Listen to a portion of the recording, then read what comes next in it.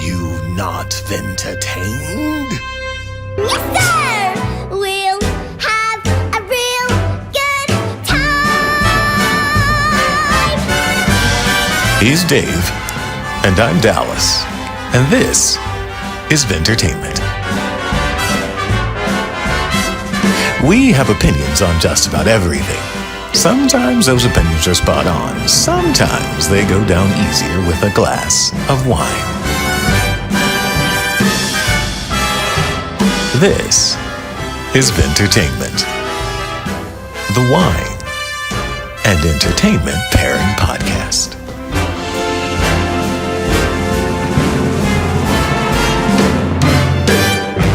I apologize in advance for the sound quality of this episode. I had my mic compressed the whole time we were recording. I now know to look for this. I didn't know it was a thing that I could do while recording. So I apologize in advance. It's not terrible, but it ain't great. But enjoy this Mother's Day episode, and apologies, mothers everywhere, that today's episode slightly sucks. Here we go. Happy Mother's Day, y'all.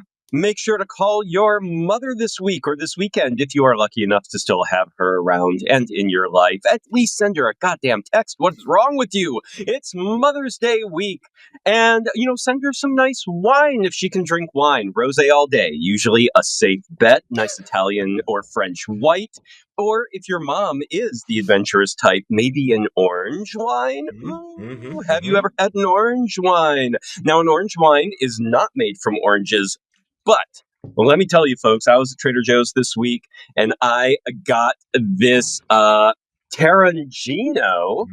It is a wine made from Valencia oranges from Spain. So it is a true blue orange wine, right? So look, if your mom isn't that big of a fan of wine, maybe go to Trader Joe's. If you're somewhere that has Trader Joe's, find this Tarangino wine with Valencia oranges. It is apparently a white wine base with Valencia orange juice added to it. All made from the Valencia region of Spain and imported by Trader Joe's. So I haven't tried it yet, but I'm very curious. I love the fact that there is now actually an orange wine made from oranges Proper out there. orange So wine. I have proper orange wine. And for those of you who don't know, what we call orange wine is not made from oranges. It is a wine.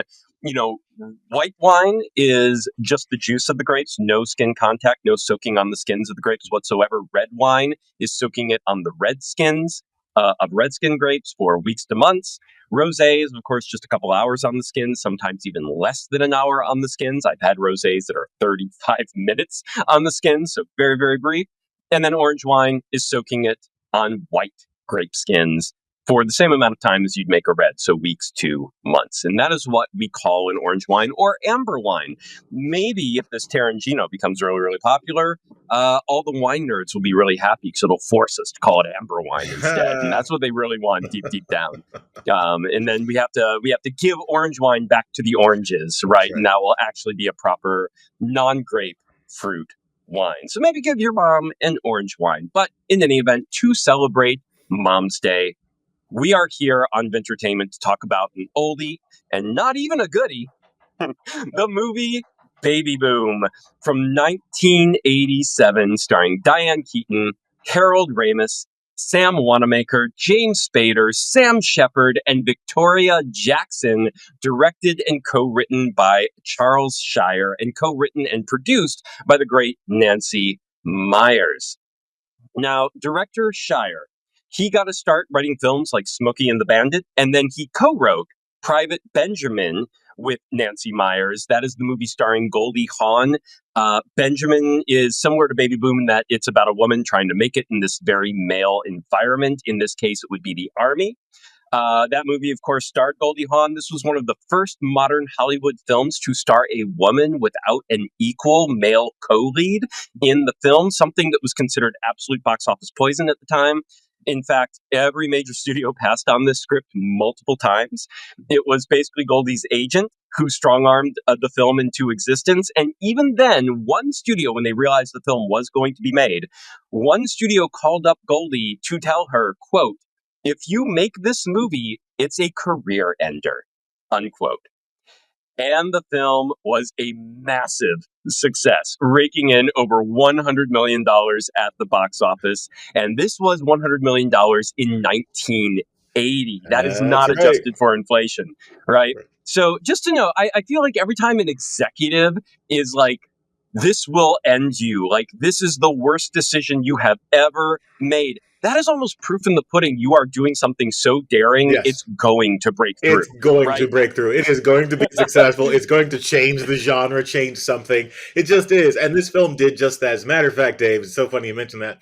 Before we picked up Baby Boom to do for this episode, Private Benjamin was the next on my list of films to add to our rotation because it's kind of fantastic for the reasons we just stated. And also, it's just kind of a fun film. So definitely check that out. Yeah. Keep going. Yes. Sorry. And I do, just to finish up that thought, like, studio executives can be like lukewarm on a topic or a subject matter. That doesn't necessarily mean anything. It could be. It's kind of like when Netflix started making all those unproduced screenplays and we quickly realized, oh, they weren't good screenplays. That's why they were unproduced. Right. They were really banal and really so run of the mill that even studio executives were like, this script isn't working, so we're just going to, like, it's not worth spending $200 million on, which is what it would cost to make the story it wants to tell. So we're just going to sit on this one for a while. But when they are like so up in arms that they want to call you just to tell you it's a mistake, a personal when you're call, in the middle, right? It's like, hey, a personal, yes. Just want to reach out here and tell you, if you do this, it will end your career and existence as we know it. If you get that call, make sure you do the thing they're calling you about because it will likely be successful. Yeah, especially when it's not even their film. It's not their money. Like, what do they care? And that they're calling you up to tell you it's a mistake. And it's like, ding, ding, ding. Like, that is green light territory right there, baby. So Shire and Meyers followed this up by co-writing and Shire making his directorial debut with a movie called Irreconcilable Differences, starring Ryan O'Neal, Shelley Long, and a child, Drew Barrymore. The performances and writing were praised in this one, though not so much Shire's direction, which was considered, quote unquote, flat. We're going to return to that criticism when we get to Baby Boom here. But Shires and Meyers wrote additional screenplays throughout the 80s. There was Protocol with Goldie Hawn again, starring, and Meyers wrote Whoopi Goldberg's Jumpin' Jack Flash under a pseudonym.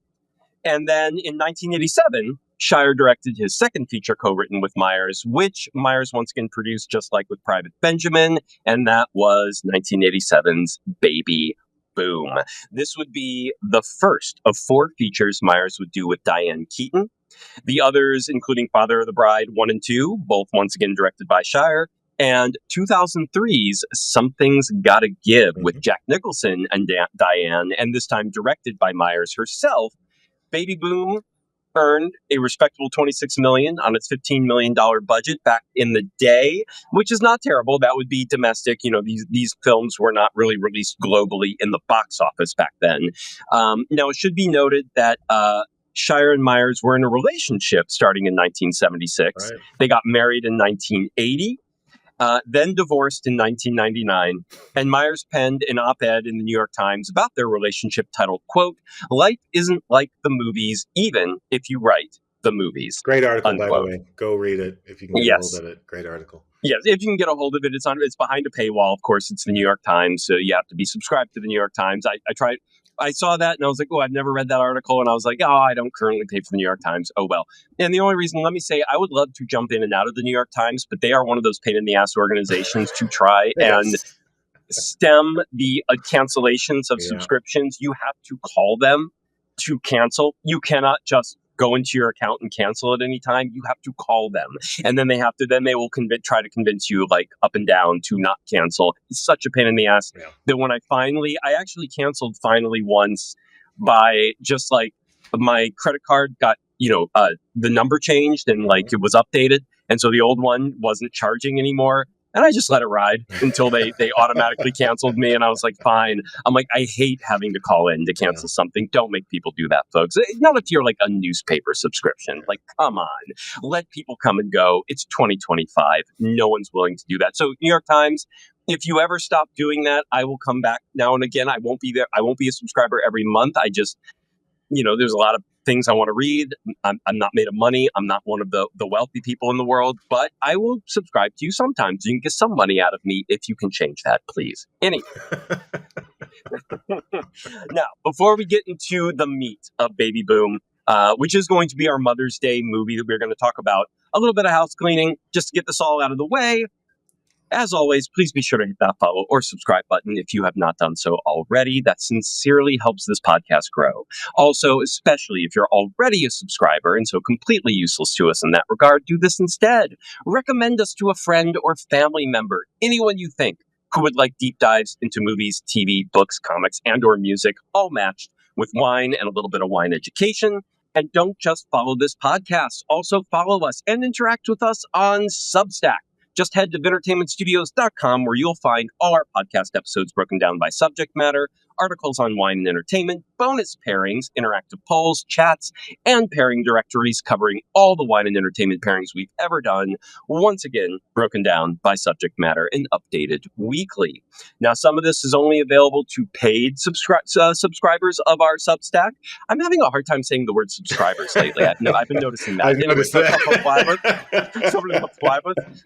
And that's, but that said, that is a great segue to mention that you can support this podcast by heading over to Substack and going paid. Just $2 a month gets you access to everything. $2 a month or $19.60 per year if you want to go annual. And for the big spenders out there, you can also become what's called a founding member of our Substack for $50 a year. One payment per year, $50. And that is a brand new offering we've switched on, which gets you a shout out on every single episode going forward, and even allows you to commission an episode, one per year, as long as you are a founding member, telling us which movie, TV show, book, album, or comic you want us to cover, and we will do it that year. So if you want to become a founding member, not only are you just supporting us, that is the point, the main point. We're not sending you $50 worth of merch because what's the point of that? Now we've lost all the money. But support this podcast, help us cover our costs, to help support our ambitions. One of our ambitions that we are working on right now is live in-person pairings, which we're going to be working on here in LA. And we probably outside of LA as well. We can't say too much about that quite yet, but that's also kind of sort of in the works. Someone reached out to us, so we'll see what happens there. But help support all our ambitions here and then have fun with commissioning your own episode and getting a shout out every episode. Become a founding member, $50 a year. That is Substack, entertainmentstudios.com. By the way, there will be a sister Mother's Day posting bonus pairing going on that Substack. This episode should be dropping on a Thursday, right before the Mother's Day weekend. And on Friday, right before Mother's Day weekend, I should be posting a triple pairing with 3 movies named Mother that I have watched. So it's going to be Mother's Day all together in one article. And that's going to be the Albert Brooks, Debbie Reynolds 1996 movie Mother. Great film. The Bong Joon-ho, yes. The Bong Joon-ho 2008 movie Mother, which me and Dallas just watched partied last night. Good film. And then lastly, the Darren Aronofsky 2017 movie Mother, all lowercase letters with an exclamation point. Mother. starring not Jennifer Garner, Jennifer Lawrence. No? Lawrence, thank you. Was that it? I was like, yeah. Jennifer Garner. I couldn't get it out of my head, and I'm like, that is the wrong Jennifer. There are lots of Jennifers. There are tons of fucking Jennifers. Yeah. Yep. It's a white person name. There's lots of it running around everywhere. So lots of Jennifers. So, and that is, I believe, Javier Bardem and Jennifer Lawrence are the 2 leads, and Ed Harris. And who's the lady with Ed Harris? I'm going to forget her, but I've never seen this film. I'm actually watching it tonight. So before, and then that post should drop on Friday. So look for that Sister Mother's Day bonus pairings on our Substack. That'll be free to all, as will this. This episode will be free on podcast platforms for all, but if you want to listen to it directly on the Substack, that is also a paid member benefit to listen to it directly from Substack. Yeah. But it will be free to all on if you're not going to support us on Substack, it's like, well, give us a listen on a platform and give us that. Absolutely. It's like, do something for us, motherfuckers. Come on. We're not, we do all this work for you, not for us, not our egos, not because we love to hear ourselves talk. We do it for you. I love it. I love it. All right. Check it out. So the collaboration between Nancy Meyers and Charles Shire is a legendary one and includes films like, we said, Private Benjamin, Irreconcilable Differences, Father of the Bride 2, and The Parent Trap. But today we are here to chew on 1987's Baby Boom. Yeah. Can I also just say there is a Father of the Bride Part 3-ish short film. Yeah, there is. Yeah, Nancy Meyers made in 2020, right during the pandemic. Oh, I didn't realize she did that. I didn't see that in my... So she directed and wrote that because this would be post their divorce, right, between the two of them. And it's just a short film. Yes. Yeah. And it is a coda to the whole thing. It is a proper legacy sequel to the first two Fathers of the Bride. So everyone can look that up as well. But keep going. And I heard talk that there is interest in rebooting that whole franchise because it does have legs. It's great. It's just fucking great. Anyway, let's start with a quick and hilarious, to me at least, review from the December 31st, 1986 issue of Variety magazine, a review of Baby Boom. Quote, a transparent and one-dimensional parable about power-devouring female careerist and the unwanted bundle of joy that turns her obsessive fast-tracked life in Gotham upside down.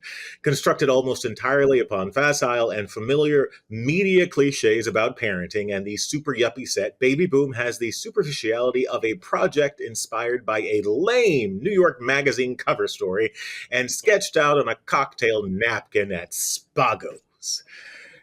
Nobody does reviews the way they did reviews in the mid-'80s, buddy. It's just I feel like everyone was trying to one-up each other, at that time. Like, I think reviewers were really going out of their way to be like, I need to come up with something clever and cutting. Yeah, they were having conversations with other reviewers. I have a friend of mine, Steve, who's really... who I keep trying to get him to get into the review space because he is kind of a holdover from that era. And, those reviewers, they were sort of journalist adjacent, many of them, and they were having conversations with other reviewers via, their magazine, their articles. So it's always fun to go back and read those kind of relationships, Siskel and Ebert, of course, being being the most famous of those. And I will say, if anyone is ever into some analog entertainment that does sort of deep dives, not deep dives, but mid-level dives into old film, go back and look at the old Siskel and Ebert shows from the early days, the mid days. Fantastic. It will teach you everything you need to know about criticism in terms of film and media. It's kind of fantastic. Also, the outtakes between those two, because they had a pretty contentious relationship, are unparalleled and unrivaled. They are digging in each other's fucking side at every turn. Anyway, while most of the reviews from the film, sorry, Dave, you did mention you had something from Reddit? I do. You finish up yours. Finish up yours first, though, yeah. All right. So while most of the reviews for the film weren't glowing, they did hold space for the treatment of a distinctly 80s archetype, the Tiger Lady trope. Now, the Tiger Lady is the yuppie archetype of a woman who waltzes into every room and stares up at the glass ceiling and smashes or scratches her way through it with dogged determination and her eyes squarely fixed on making it, usually in a dress and heels. The archetype often has little time for romance, or if they do, then it's compartmentalized like everything in their lives. The rigid parameters they maintain allow for the attainment of gargantuan goals, and when things get muddled or muddied by empathy, contrition, or they get thrown off their game, they often descend into a bumbling mess, but not for too long. The Tiger Lady trope would come to be exemplified in the Hallmark movies and Lifetime movie space, with some debating whether or not Meyers and Shire single-handedly created the archetype and ultimately laid the groundwork for the Lifetime and Hallmark movie space. And if anyone knows anything about the Lifetime and Hallmark movie space, they sort of have a machine, and there are archetypes, and there are broad strokes, and this is essentially, sort of the base, the ground sort of groundwork for those Now, archetypes. right. Now, I will say the Lifetime channel started in 1984. Yeah. So it would have been, Myers and Shires couldn't have single-handedly created it because that was their very first movie that they truly dropped, was that Irreconcilable Differences. Right. And it wasn't quite that one, I don't believe. I haven't seen it, but to my understanding of what it's about, it isn't quite a Lifetime movie yet, even though Baby Boom 100% is a Lifetime movie. But the Hallmark Lifetime does predate Hallmark. The Lifetime and Hallmark archetypes, as we know them, did come about after this film, though. Like the networks themselves, the entities, they definitely predate the collaboration. Lifetime movies, though, to my understanding, is Lifetime was that pretty much from the get-go. So it was Hallmark that came in later and was trying to challenge Lifetime's.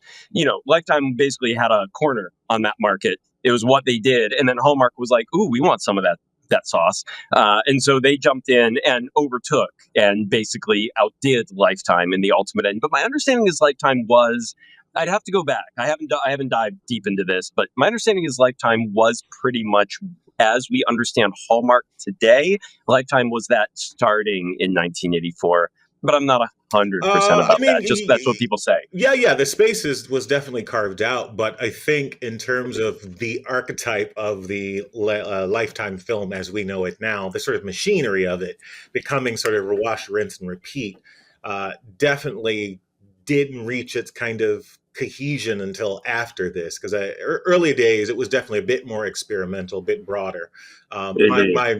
My aunt was a huge Lifetime fan when I was a child. So, unfortunately, I do have some of those early films, which actually, now that I think about it, I may want to go back and watch some of those and see how the hell they hold see up. how... Man. Well, especially if it predates Baby Boom, because the ones from 84 to 87, because those would be how much was this already in place from that gig? That's the thing that I don't know is I don't know how much Lifetime was spearheading this slightly before. And then Myers and Shires were picking up some of the hints from that. And obviously it's what they were interested in. Yeah. I'm sure there's lots of crossover there. Or Lifetime picked it up from them. Lifetime was trying to do things like this. So we don't know for sure, but Myers and Shires were very early on in this trope. Yeah. My favorite sort of discussion online is whether or not these two can be considered the sort of crown couple of the rom-com genre. And I really can't think of another collaboration that is as one, I won't say long running, but it's a good 20 years, the collaboration. Sure, it's a collaboration, but so you mean as a couple? So not just as a duo who works together in the rom-com space. The other would be Nora Ephron and Rob Reiner, I think. You've got Mail. Harry Met Sally, which predates all of those. That would be the beginning of it, right? Yeah. So I don't know. So there's that's my favorite sort of corner of conversation online about. I thought you were just talking about they invented the rom-com. No. Okay. Although that is an interesting question. I may have to put that on our future list of things to kind of toy with in terms of the history of the rom-com. I'm actually, it's something I'm consciously curious about right now, thinking about it, because it's not a space I really enjoy as a fan terribly. So it makes me kind of want to dig into it and find an angle to. Well, it's interesting because Wikipedia has this listed as a romantic drama, which I'm like, wait, they have what listed as a romantic drama? Baby Boom. Okay, all right. I didn't know that. I'm like a dramedy, and I'm like, no. I'm like, there is nothing remotely serious about the drama in this fucking thing. This is a rom-com through and through. Funny. This is not, even Harry Met Sally is more of a romantic drama where it's for sure. It's there is a lot of humor in it, but it is just a couple's relationship. And this movie is absurdist in many ways. Yeah. Like, it is the way she gets the baby. So this is a story about a businesswoman, right? And she's climbing the corporate ladder. Yeah, the and Tiger she's Lady right is on there. the prowl. She's right there. She's knocking at success's door. Right. And she's just about being offered to become a partner.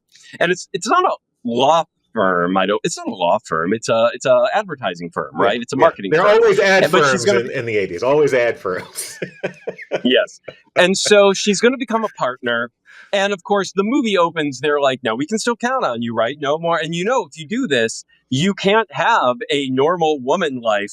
Right. I mean, it's so on the nose. It's not even funny. Right. They're like, so no babies, right? Central Like, thesis of no the entire kids. film, of the entire era. It is so feminist in that approach. It is, look, it is the era of, should also be noted, it is the era of, predates, I suppose, the we can have it all era, because in the early 80s, you got that glass ceiling thing where women were en masse competing against men. They were sort of sacrificing the romantic ideals. And, at the end of the 80s, you start getting that, well, we can kind of have both. We can do both. And this kind of sits almost right in the middle of that. So sorry, go on. Right. Well, this is one of the first movies, I think, that really raised that as a thing where it's like, well, why not? Because so many things, whether you're talking about, even going back to Private Benjamin, like women in the army. And it's like, well, because there are things that women have certain needs and they go through certain things that the army isn't equipped for. I'm like, yeah, that's infrastructure, motherfucker. Like, just because you've never set it up. Right. Like, because you've never had to, right. doesn't mean you can't. And so there's a lot of things culturally where we're like, well, such and such the organization or such and such branch of culture of society can't support women in any way, shape, or form because they have specific needs. And it's like, sure, but just because you've been catering to men's specific needs for centuries, and so you're ready to go. Like, yeah, you're set up for that. And then the argument has always been, but you can set it up. Yeah. And the fact that you've never had to isn't a good excuse for why you can't and why we can't broaden those horizons and start letting everyone work in every type of job.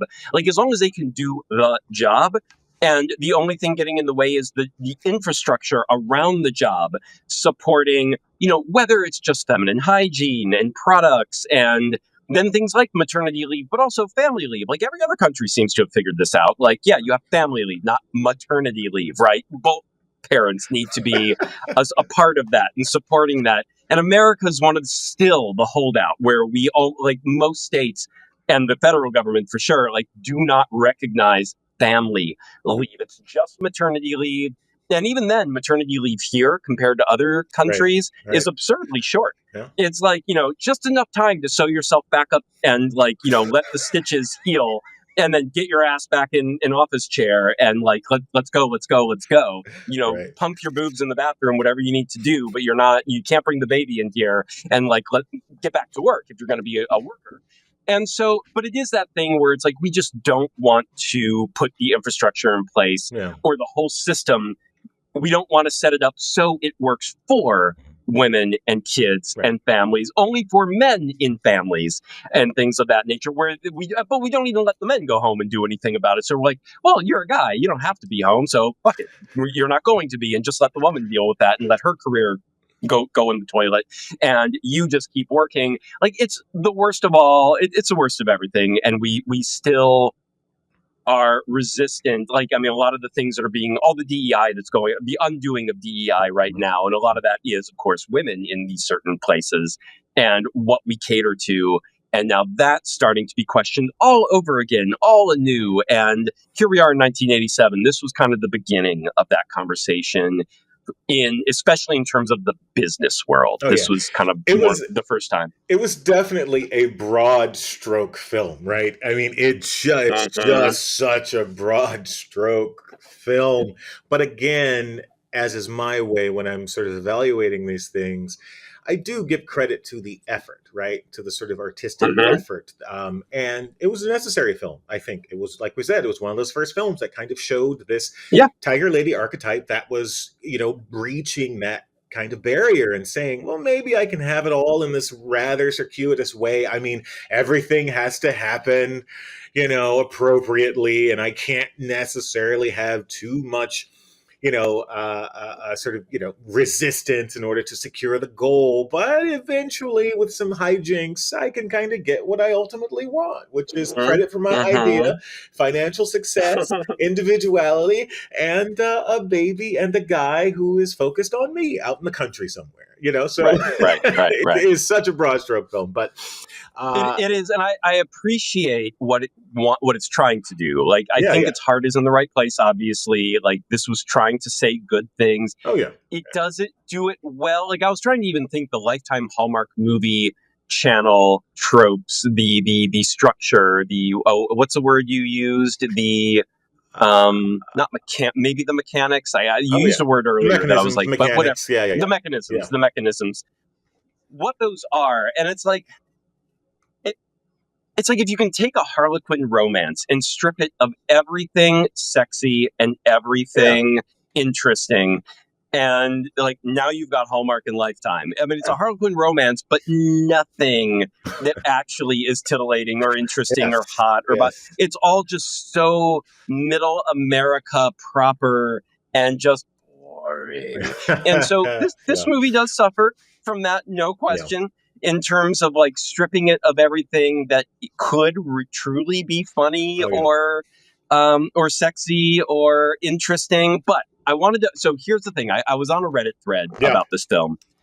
And this, I think, goes really well to the heart of what probably a lot of modern audiences are going to think of 1987's Baby Boom, because the critics at the time, this has a kind of decent Rotten Tomatoes score because most of those reviews are from the time. Cinema score, it's got like a B+ cinema score, but again, that's mostly, I think, from the time. And so I found this Reddit thread, and there's one user, Fur-Covered Cat Lady. Is her handle. I'm assuming it's a her because it's Fur-Covered Cat Lady. And she wrote this about the film. And you sure that's not you? You sure that's not your pseudonym? Exactly. That's why I said I'm not 100% because that could be me. That could be my handle. So like maybe it's a lady, maybe it's not. I don't know. But I think this will probably be most modern audiences' take on this film as well. And she says, I adored the. Oh, and I quote. I adored this movie when I was young. A few years ago, I watched it again as an adult. Good Lord, it's bad. The MC is supposed to be a badass businesswoman at the start of the movie, but she has all the worst Dianne Keaton nervous energy tics. She's basically playing the same character she did in Crimes of the Heart, and that chick was an emotional train wreck. Yes. The movie does have a lot of these dumb TV movie romance moments where you think the writer is 14 and doesn't know how anything works. Original poster mentioned how she gets custody of the kid she's never met. There's also how she can't find a decent nanny in NYC despite her wealth, so we get a montage of weirdo nannies. She buys a house, Money Pit, without seeing it or having an inspection. Real brilliant businesswoman there. And in the end, all she needed was a quote-unquote man's man to fuck away her city lady energy. Plus, there's a big scene at the end where she gives an anxious, babbling speech to the men who discarded her business savvy earlier in the movie. It's supposed to be empowering, but I was embarrassed for her, unquote. Okay, maybe that's Jillian in fact. Yeah, that's a mutual friend, Jillian. That could be her.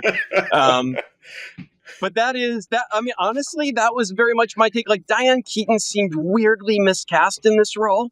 Where I was like, I like Dianne Keaton as an actress quite a bit, but either what was being asked of her in terms of like what the director and what Nancy Meyers wanted this character to be, like maybe they cast Dianne Keaton because they're like that nervous energy that you normally bring to a role. We don't want you to do anything different. We want you to do that.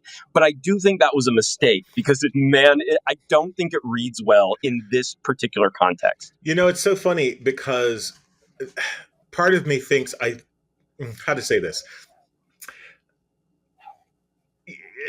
It's almost as if, yes, they cast her to be a version of what character she's played before in both Alan's films and, in a few others. I think that style, her quirky style, number one, it draws the audience in.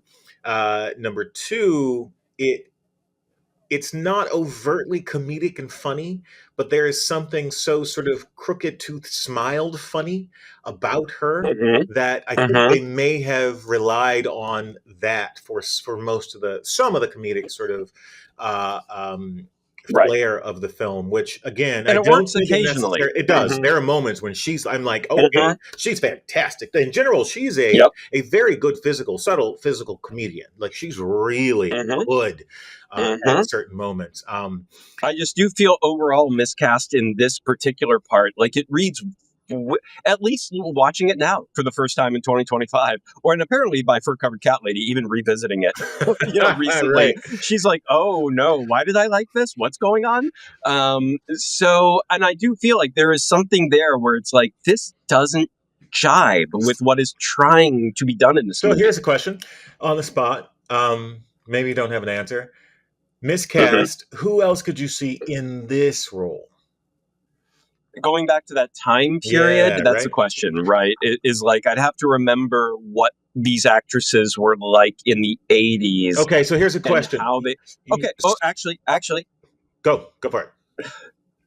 I actually think it's funny. This movie opened and was beat out at the box office opening weekend by Fatal Attraction. Oh, But I think Glenn Close would be the better casting choice. but see, that's a swing in the opposite direction, complete Yes, opposite yes. direction. And no, I can't see her in this, but I could see the try. I could definitely see the try. Let's see the try. For me, it's And probably honestly- somebody in between those two, like Meg Ryan. Actually, this movie was written for Meg Ryan 10 years before Meg Ryan was Meg Ryan. No. When Harry Met Sally predates this, I believe. No way. Hold on. No. That's Yeah, it's impossible. early. That's like mid. I think that's 84 or 85 when Harry Met Sally. No, I think that's like 91, isn't it? 89. No, it's an 80s. It's 80 something. It could be 89. But I'm almost positive it's 80s. 89. Okay, so Okay, okay, 2 89. years. 2 years later. 3 years later. 2 years later. Okay, yeah. So yeah, you're right. I can totally So, see Meg okay. Ryan in this. Yeah. For sure.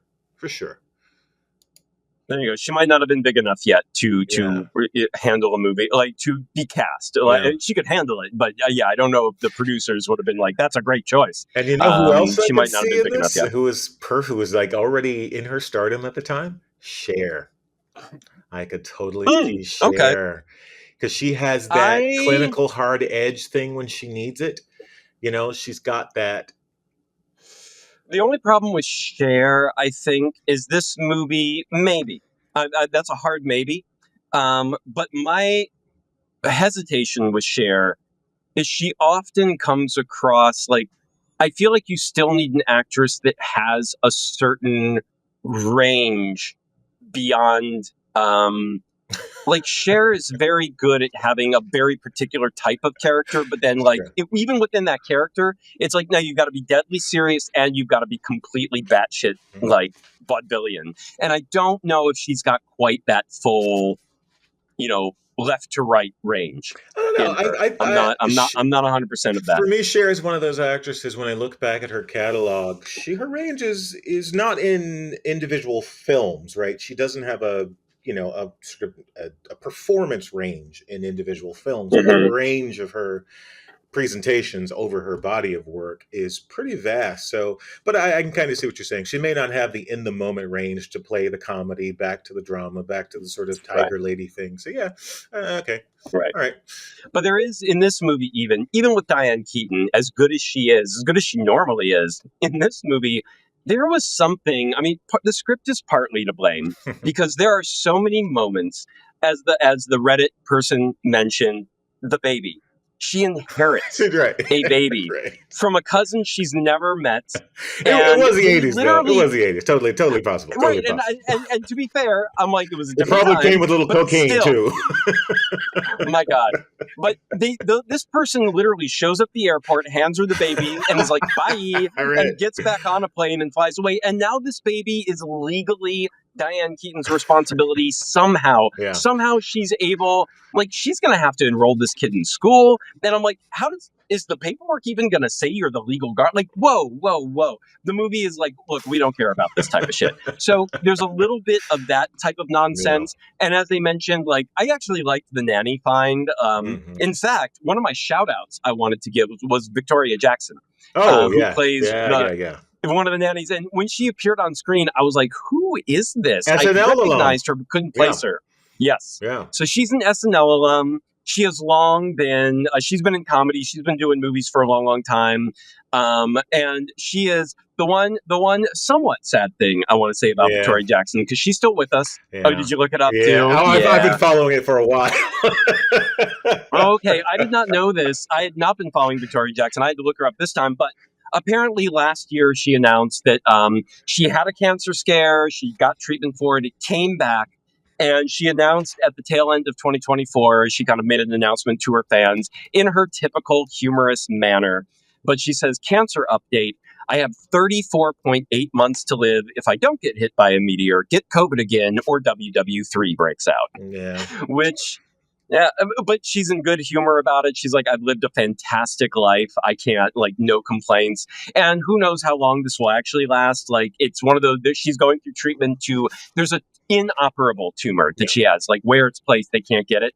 But they can do treatments to, like, keep it from growing, like, kind of really minimize how quickly it grows. So we'll see how well that works. But she's on the clock as of this point, one way or the other. I mean, we all are. But it's always weird when you know, when it's like now you have a certain kind of countdown, kind of timer.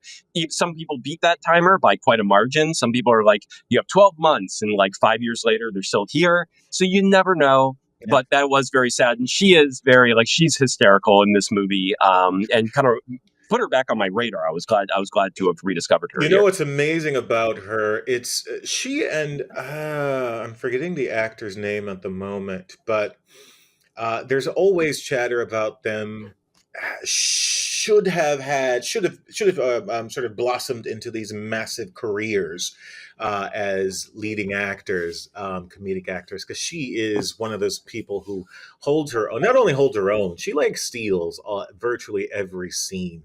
And so there's lots of chatter online about the unfortunate reality that she sort of became a Trump supporter, a really sort of vocal Trump supporter, and, you know, some...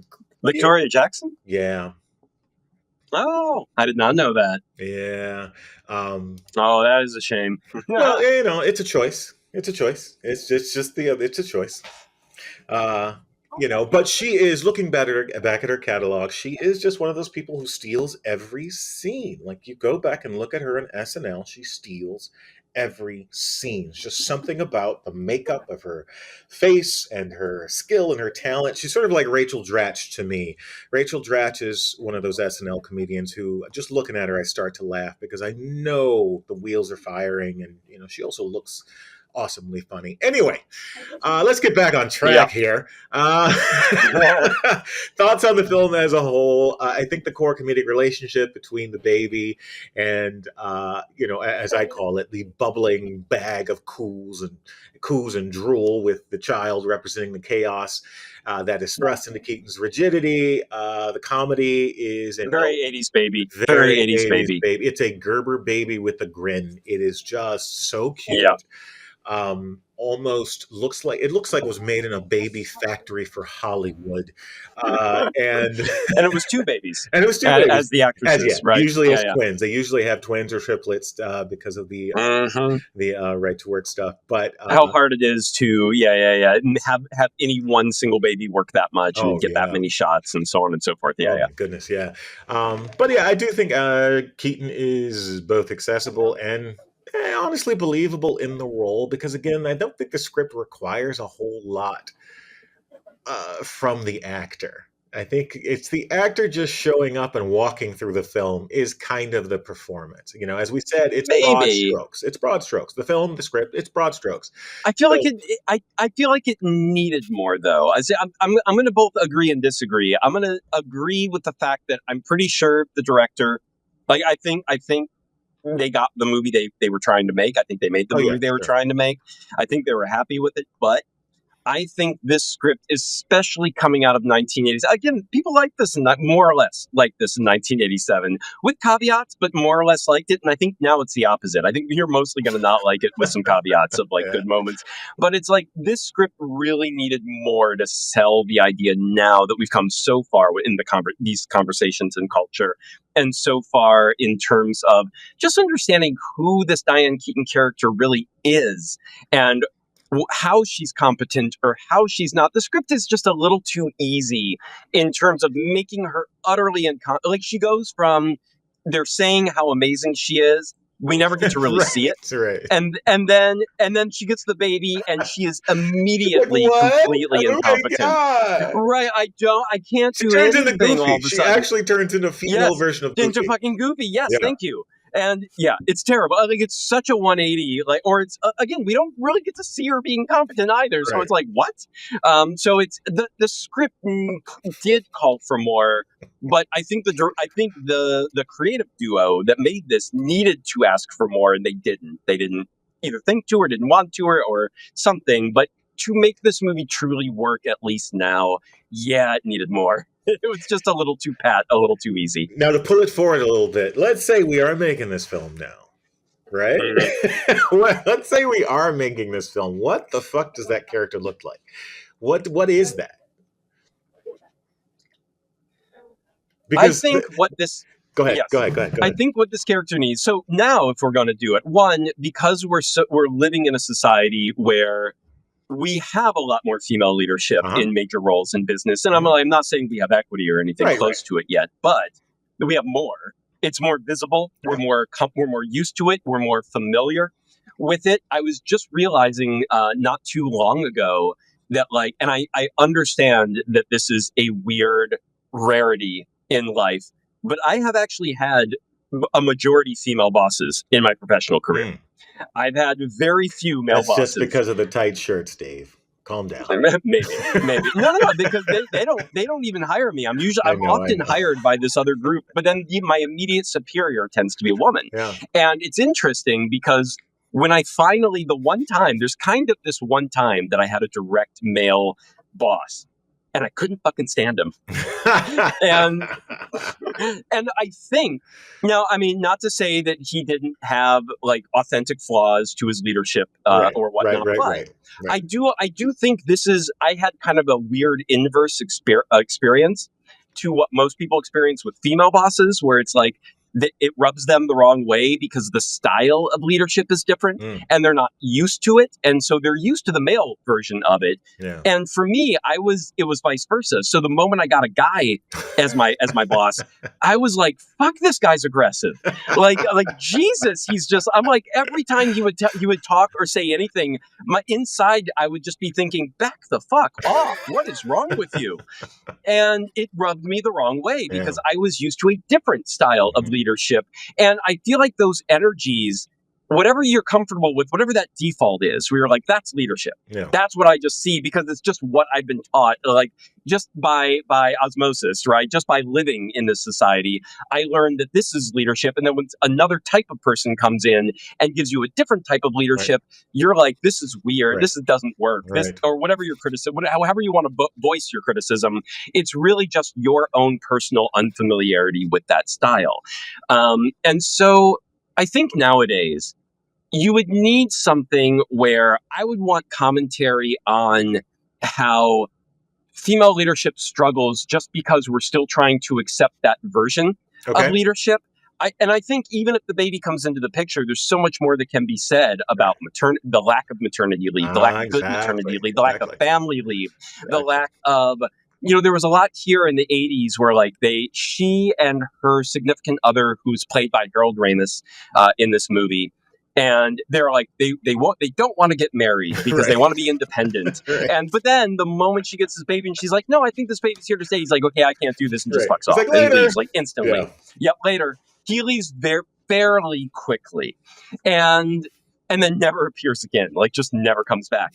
And of course, she has to go find someone in the Midwest, the Sam Shephard character Uh-huh. later in the movie, to be the one who wants to have a family and raise a baby and so on. Now, there are still some of that has not changed. No, not at all. If I wanted a family life, I would probably could I find it in LA? Yes, I could. Would it be a hell of a lot harder? Uh-huh. And if I moved to someplace a little more rural, just in California, would that be a hell of a lot more the people who would want to still be looking for a date would probably be, and looking for a relationship would probably be looking for to start a family life. Right. That would be much more common out there. So all of that kind of in broad strokes is the same. But I just think there's so much more nuance to it now, and there's so much more gray area, and there's so much more. You would need the characters to have these different facets and levels to them rather than this insane broad strokes comedy that we got in this movie, where again, she's the tiger lady to utter incompetence with one scene to the next and never to go back. No, there's no on-ramp into that. It just happens. So I think that it just requires nuance, and it requires more thought into what we're presenting and how we're presenting it, and what specifically we're trying to say about it. And then what are the fixes? Or, what are we trying to say? If nothing needs to be fixed, what are we trying to say with this movie? And I feel like Baby Boom is too much of a relic at this point, where what it's trying to say almost doesn't pertain. We've just come a little too far from it, where it's like, okay, we know this. We need to get more into the nitty gritty of solutions and what the evolution is from here in our culture, rather than you can have a baby and a job. It's like, right, you can. We've been able to do that for 3 or 4 decades now. What else you got? And even in this movie, she essentially abandons the job and even abandons the selling out to go back to that type of a job. Yeah. She abandons all of it to have the baby. So I'm like, well, I don't know if that's what I'd want my message to be now, is that, abandon everything and have a family life in the Midwest. I'm like, not so sure about that. All right. I'll accept it. I'll take it. I don't know. What about you? Anything different? I think with this film, so I generally have an issue with, and you've probably heard me discuss this, have an issue with films that are sort of just that one-dimensional. This is a very sort of one-dimensional film for me. It just is a very one-dimensional film. Broad strokes, right? It is so on the nose. It's so novel. It's a thing that's happening in the moment, and the writers were like, ooh, let's do a thing about this thing that's happening, right? Not a huge fan of that because it is so limiting. It's just so limiting because you're writing. It gets dated very fast. It gets dated so quick, because you're writing within the bubble. And but I do think those films have a place to introduce new ideas to the masses in very simply digested ways. So, I get it. I understand their place. They're sometimes a necessity. So when I'm thinking about taking this film and sort of transposing it into, where we are now, I like the idea of interdimensionality, right? That's something this film doesn't necessarily have. It doesn't treat, like you were saying, all the other things we've learned about existence, about culture in the last 40 years.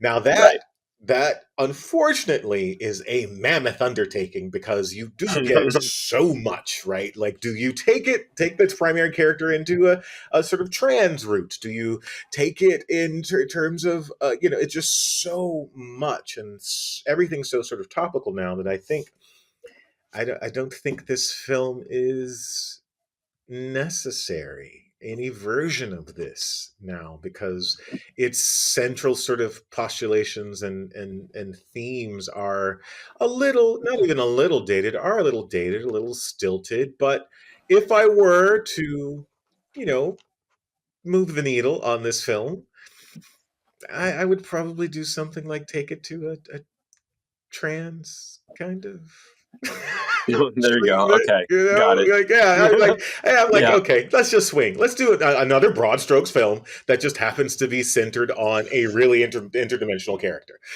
So Right. yeah, that's probably where I would take. Okay. Okay. Probably Yeah, where I take. I think whether you go that route or you just do something where it's like less of a. I think this subject matter nowadays, it just has to be like it's not a choice, career or family. Mm. Like I feel like this movie still kind of makes it a choice. Like, Oh, but at the end, you're like, 100%. right, you're picking one or the other, and it's like you better pick the right one for yourself. Right. And I'm like, I would really, even if it's not true, I would want to push for the message that you shouldn't have to Yeah. choose those Yeah, two yeah, things. yeah. And I mean, she Yeah, yeah, she has her own business at the end that she sort of starts up, and like, cool, but not everyone's going to succeed in that. Not everyone can do that. Not everyone has the capital to do that.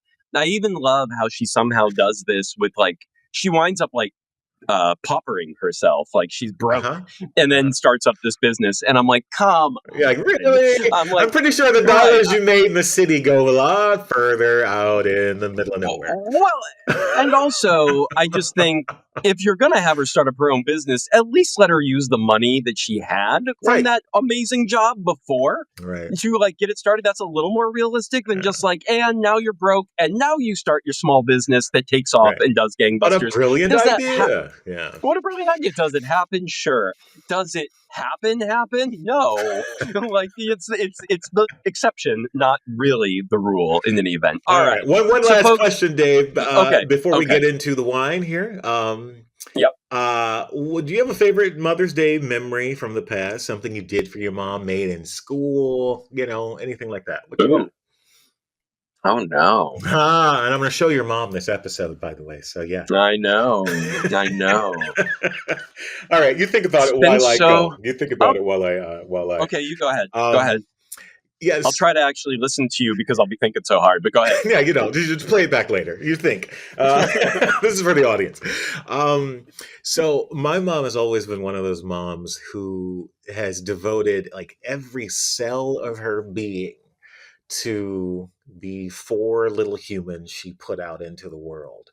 And it's palpable. Like you can see it. Like you mention one of her children's name and there's this sort of almost gasp of like, are they okay? And this is now me at 40 some odd years old. And she does this with all her kids. So I never understood that connection to people, because I'm not a mother, of course.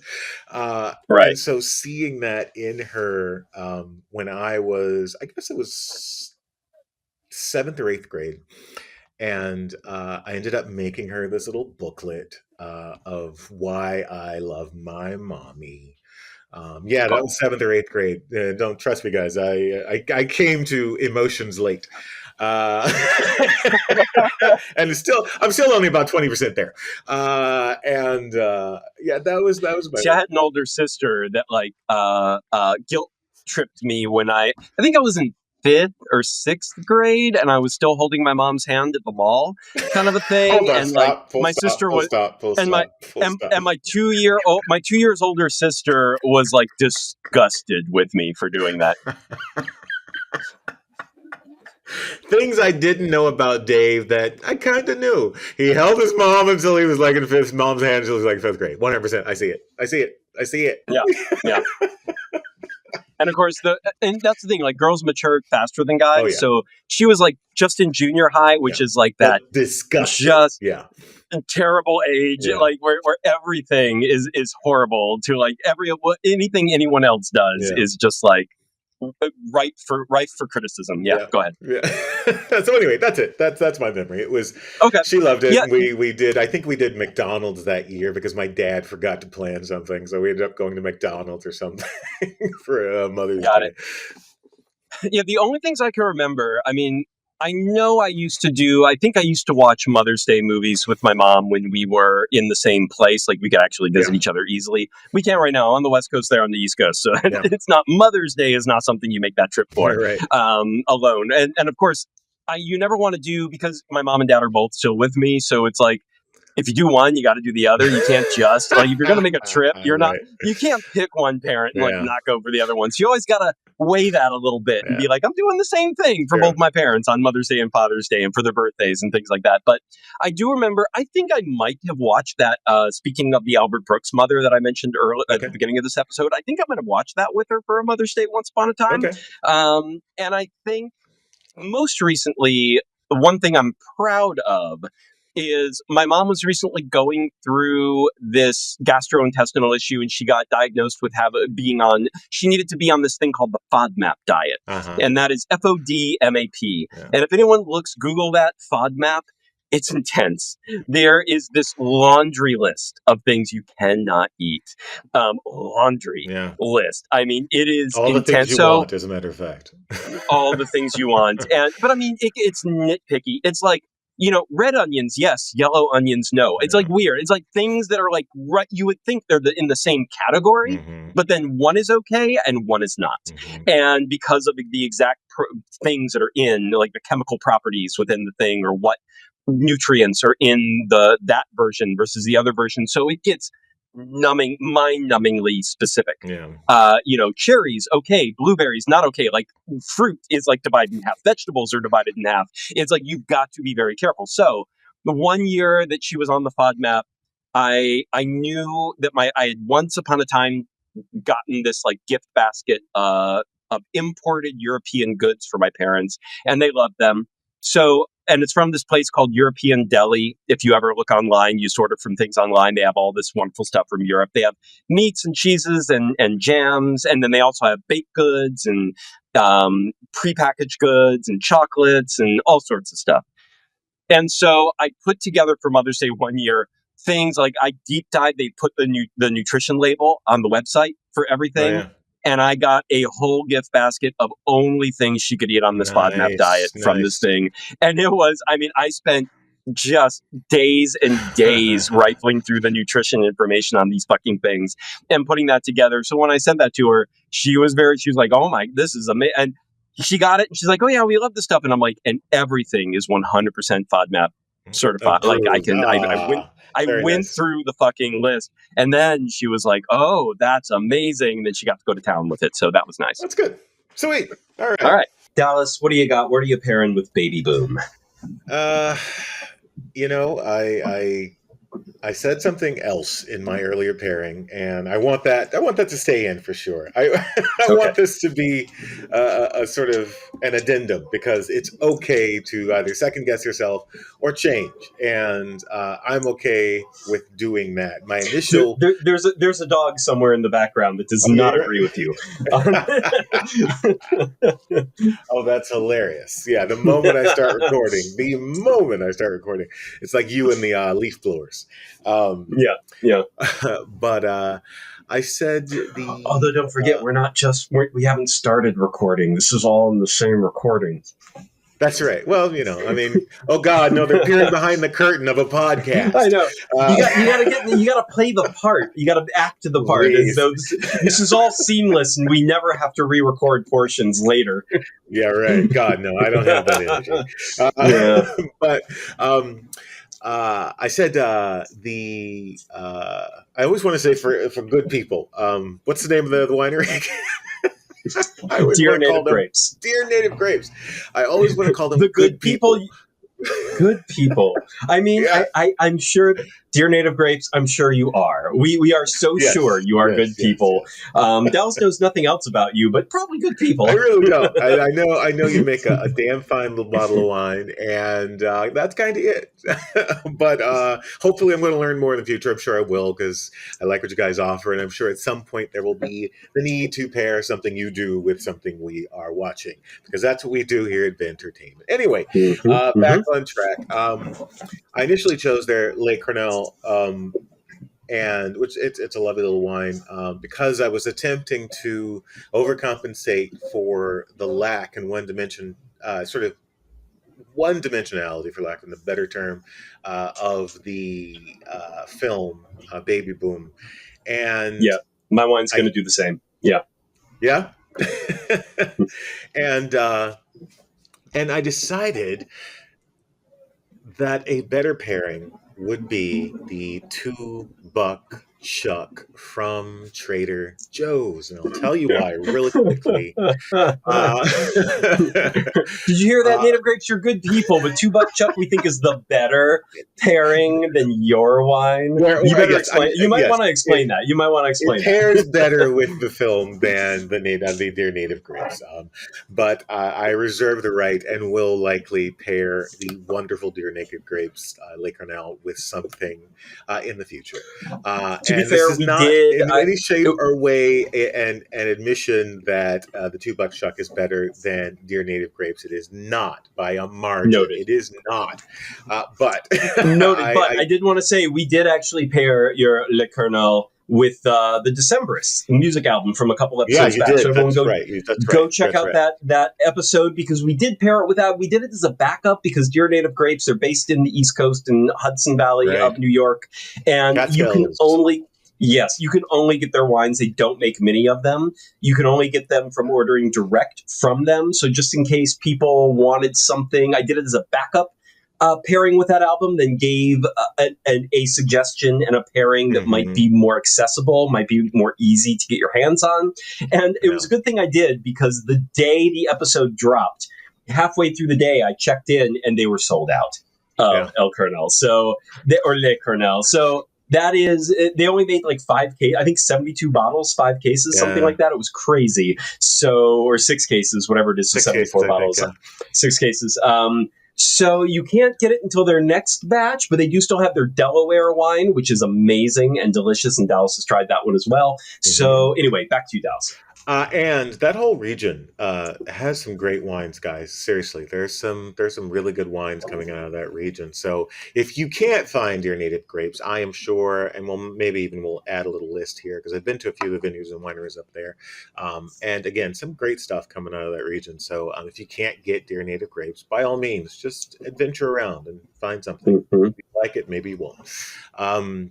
But instead, I went with the $2 Chuck. The Cab Sauv version. The red. The red, right? Exactly. I love that they're like, oh, the red. Yeah, the red. Cab Sauv. No, we don't do that here. We do red. But it is, it's fruity. It is juicy. It, like the film, isn't terribly bad and also isn't terribly good. But it's I need a glass of wine to watch a movie, lowercase. Yeah, unfortunately. You know what I mean? Okay. I buy it. Yeah. I mean, honestly, to match the movie, I'm going to go ahead and give everyone a pairing that is probably something that will add a dimension that the movie is missing, so it'll contrast with that and give you a little something. But which is my intent initially as well, but in hindsight, in retrospect, it's like, no, I think I'm overthinking it, and I'm wasting a good pairing. And $2 Chuck is also, it's got, I had it was a wine at a wedding I went to once. It was like they had a red, they had a white. That was it. They had the white and the red $2 Chuck, which is like $4 Chuck these days, of course. Inflation, people. Charles Shaw. Inflation. And, it's fine. It's fine. I drank it. I did not drink anything else. I kept going back and just drinking the wine in plastic cups. And I was like, yeah, it works. It's not, it's good enough, especially for the price. Honestly, I've tried other $4 wines from like Trader Joe's and things like that, especially reds, that were far worse. So they kind of know what they're doing. They kind of do. They do. They really do. They give you what you want. You're going to the store to grab a bottle of wine. This is a bottle of wine. A bottle of wine. So that's it. Yeah. What you got? Beautiful. All right. Yeah. And I actually paired the other one, Delaware. That was the other one from Dear Native Grapes. Yeah. So, Delaware. I paired that with the Toxic Avenger comic recently on Vintertainment. So we were just talking about that the other day. Yeah. Yes. Just go look up on our Vintertainment Substack. Go look up Toxic Avenger. Do a little search. You will find that we did one for the movie and one for the recent comic that is now an ongoing series, and the Peter Dinklage new Toxic Avenger now has a release date coming out later this year. Yep. So all good things happening with Toxic Avenger. So for me, I also went with a rare one here. I went with a native grape from Bosnia, of all places. Okay. And this was one that it's actually, I have a link for people to buy it. You can buy it online, especially if you're in the States. It's been imported over here. It's not hard to find. It's roughly around like $20 to $25 a bottle, so not expensive either. It's right in that kind of sweet spot of a price point. And this is a grape called Blatina, Blatina, Blatina.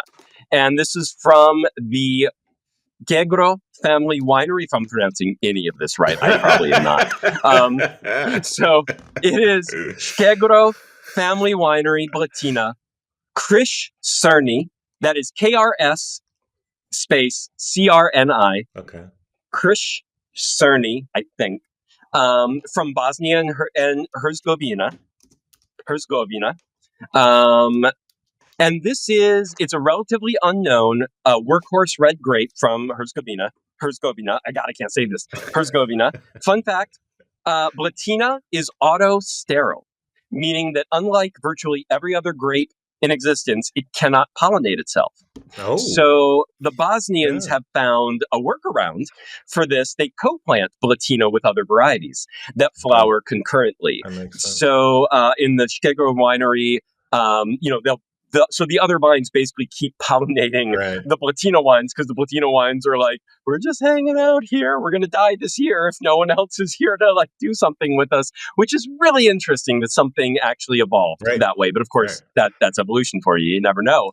Now, this is a delicious fucking wine, but here's why I think it pairs well with Baby Boom.